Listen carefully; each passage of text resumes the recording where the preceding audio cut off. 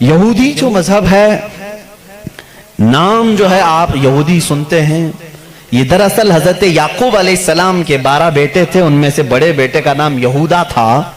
یعقوب علیہ السلام نبی ہیں اللہ کے، جن کا نام عبرانی زبان میں اسرائیل ہے، اسرائیل۔ ان کے بیٹوں کو بنی اسرائیل کہتے ہیں۔ وہ 12 بیٹے تھے یعقوب علیہ السلام کے، انہی میں سے ایک بڑے بیٹے یہودا تھے، یا بیچ میں کوئی ایک بیٹے کا نام یہودا تھا۔ اسی نام سے جو بھی بنی اسرائیل ہوتا اسے یہودی کہا جانے لگا۔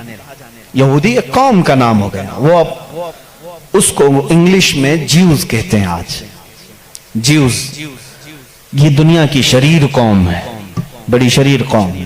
پہلے یہ لوگوں نے نبیوں کا قتل کیا ہے۔ ان کے بارے میں کیونکہ میں وہی باتیں کر رہا ہوں جو قرآن کہہ رہا ہے۔ اگر آپ کہیں گے بہت کٹر پنتھی ہو جائے گی تو پھر قرآن کو بھی بند کرنا پڑے گا۔ قرآن کہتا ہے یقتلون النبیین بغیر حق، یہ ناحق نبیوں کا قتل کرتے تھے۔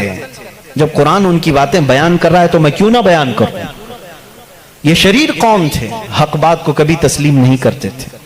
بہرحال زکریہ علیہ السلام کے قاتل یہ ہیں، یحییٰ علیہ السلام کے قاتل یہ ہیں، اور عیسیٰ علیہ السلام کو سولی پر چڑھانے کے سارے بندوبست انہی نے کیا۔ یہ بات مجھ سے نہیں، عیسائیوں سے جا کے پوچھ لو، ان سے پوچھنا جیزس کو کون سولی پر چڑھایا تھا، جبکہ ہمارا عقیدہ ہے کہ عیسیٰ علیہ السلام کو سولی نہیں دی گئی۔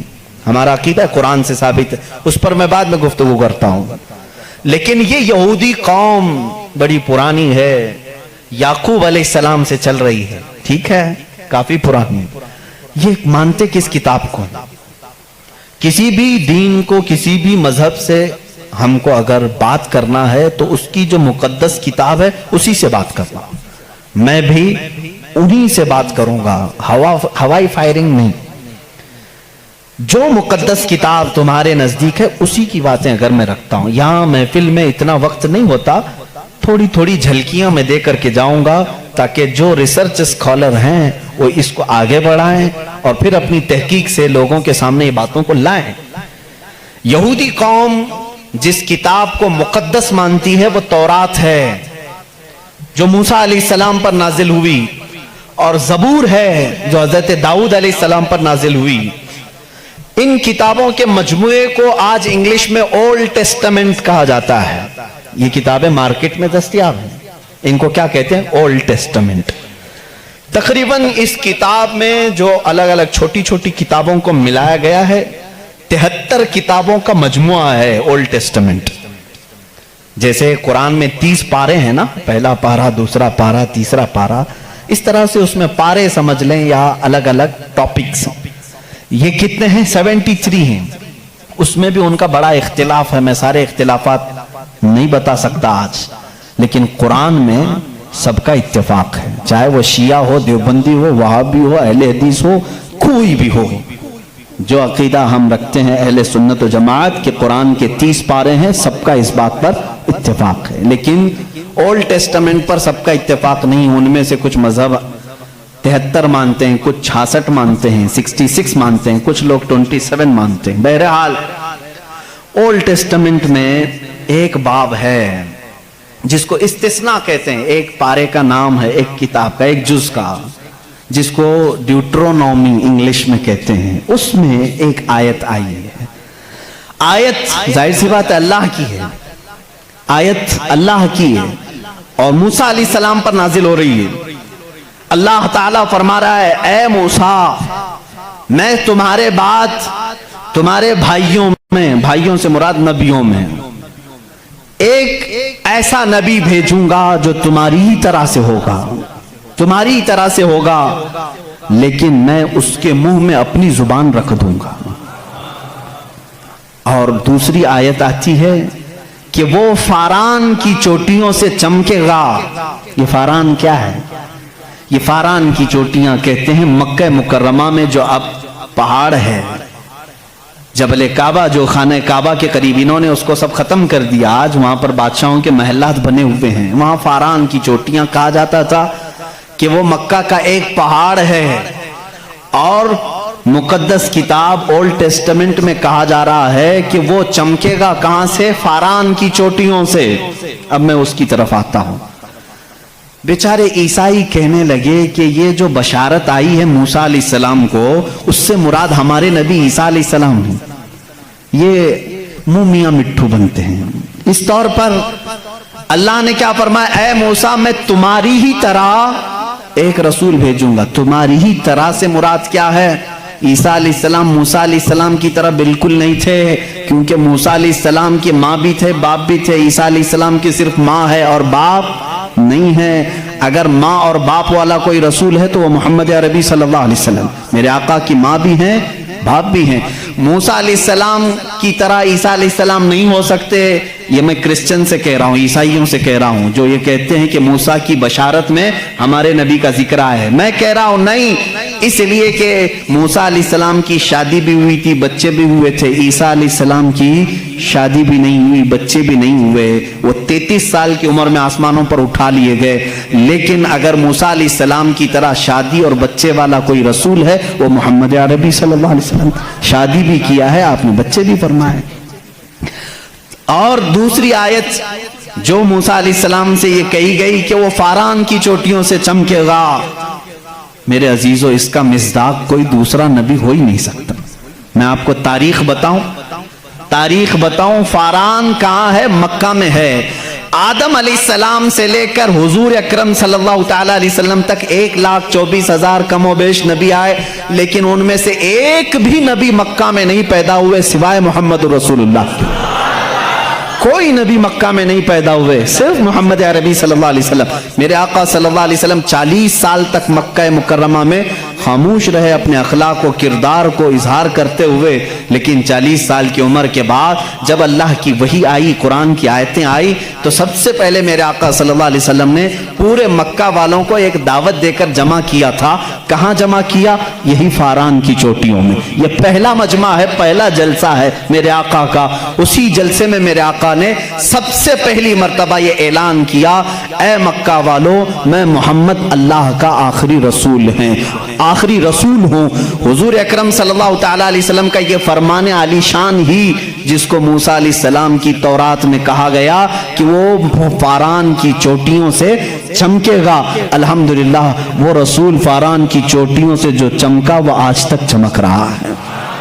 चमक तुझसे पाते हैं सब पाने वाले, मेरा दिल भी चमका दे चमकाने वाले। बरसता नहीं देख कर अब्र रहमत, बदों पर भी बरसा दे बरसाने वाले। या रसूल अल्लाह, मैं मुजरिम हूँ आका, मुझे साथ ले लो कि रस्ते में हैं जा बजा थाने वाले हैं, हमारे तो रोड पर ही हैं। बहरहाल या रसूल अल्लाह, हमको अपने साथ ले लें, जा बजा हैं थाने वाले तो समझते होंगे। आला हज़रत ने शेर में जिक्र फरमाया। बहरहाल एक ओल्ड टेस्टामेंट की एक ही बात मैंने कही, ज्यूज से ये पूछें जा करके कि ये जिक्र आया है मूसा के बाद एक नबी आने वाले, वो कौन से नबी हैं? उनकी ये सिफत बयान की गई है ड्यूट्रोनॉमी इस्तिस्ना में। ओल्ड टेस्टामेंट में ये जिक्र आया है, वो कौन है? वो कौन सा रसूल है? आखिर तुम ही बता दो। वो आज तक नहीं बताएंगे। वो कहते हैं कि शायद आने वाला है, इस रसूल के बाद अब कौन और आने वाला है? अब कौन आने वाला है?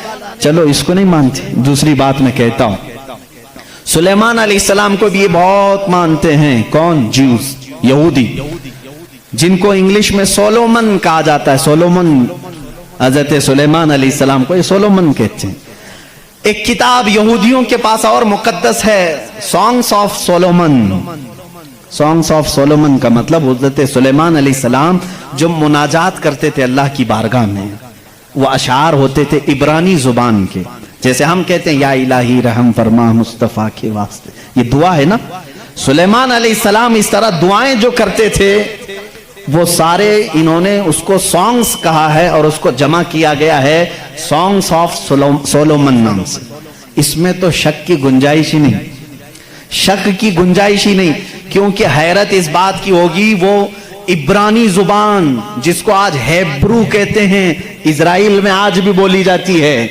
ये इजराइल जो देख रहे हैं ना आप, जो नासूर है, कैंसर का फोड़ा है पूरे दुनिया के बीच में, यही इजराइल की बात मैं कर रहा हूं। ये آج بھی جو بولی بولتے ہیں وہ ہیبرو ہے، ہیبرو اس کو عبرانی کہتے ہیں. اس زبان میں آج بھی سانگس آف سولومن، حضرت سلیمان علیہ السلام کے مناجات میں یہ لکھا گیا ہے، سب سے پیارا، سب سے مبارک، سب سے شان والا، جس کی اللہ کے ہاں پہنچ ہے، جس کی اللہ کے ہاں مرتبت ہے، اس کا نام محمد ہے. یہ کون کہتا تھا؟ سلیمان علیہ السلام. اور نام لفظ محمد آج بھی موجود ہے عبرانی زبان میں، آج بھی لفظ محمد، اور اس کے ساتھ لفظ ام آیا. ام کہتے ہیں بڑا محترم شخص جس کی سارے لوگ عزت کریں. سلیمان علیہ السلام کہتے ہیں وہ ام ہے، ام ہے. ام کا مطلب ہیبرو میں ہے سب سے زیادہ عزت والا. اور سلیمان علیہ السلام نے وہ کر کے بھی دکھایا. وہ تخت پر جو بیٹھتے تھے سلیمان علیہ السلام، اس تخت کو جب آپ حکم دیتے ہواؤں میں اڑ تو وہ اڑنے لگ جاتا. جہاں کا آپ کو سفر کرنا ہوتا آپ سفر کرتے تھے. اور وہ تخت ایسا نہیں کہ ایک اڑن تشتری ہے چھوٹی سی، بلکہ اتنا بڑا تخت تھا کہ آپ کے دائیں جانب 500 نبی اس زمانے کے بیٹھتے تھے، بائیں جانب 500 اولیاء امت بیٹھتے تھے. اور وہ تخت جب اڑتا آسمانوں پر ہواؤں کو اللہ نے ان کے لیے مسخر کر دیا تھا، اور وہ جس طرف حکم کرتے اڑتا تھا. ایک مرتبہ یہ بھی اسرائیلی روایات میں بھی موجود ہے، سلیمان علیہ السلام اڑتے ہوئے جا رہے تھے یہی تخت پر بیٹھے ہوئے، اچانک آپ نے تخت کو نیچے اترنے کا حکم دیا اور سارے لوگوں سے کہا پیدل چلو. تخت اٹھا کر لے جایا گیا، پیدل چلنے لگے. بہت لمبا عرصے تک، لمبی مسافت پیدل چلنے کے بعد پھر آپ سوار ہوئے، پھر سب کو سوار کر لیا. پھر ہوا کو کہا کہ اس تخت کو اڑا لے جائے فلاں سمت میں.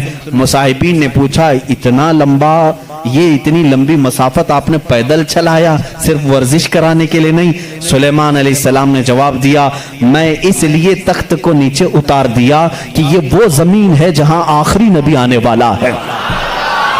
وہ مدینہ طیبہ تھی، وہ رسول کریم صلی اللہ علیہ وسلم کی آخری آرام گاہ تھی، جہاں سے اوپر اڑ کر جانے کو بھی سلیمان علیہ السلام نے بے ادبی تصور کیا. اور اسی لیے وہ اپنے سانگز میں یعنی اپنے مناجات میں جو حضور صلی اللہ علیہ وسلم کے ساتھ لفظ ذکر کرتے ہیں وہ لفظ ام ہے. یعنی دنیا جس کی سب سے زیادہ احترام کرے وہ محمد عربی صلی اللہ علیہ وسلم ہے. آؤ جیوز، آؤ یہودیوں، پڑھو اس چیز کو کہ محمد عربی صلی اللہ علیہ وسلم کا ذکر سلیمان علیہ السلام نے کیا ہے، موسیٰ علیہ السلام نے کیا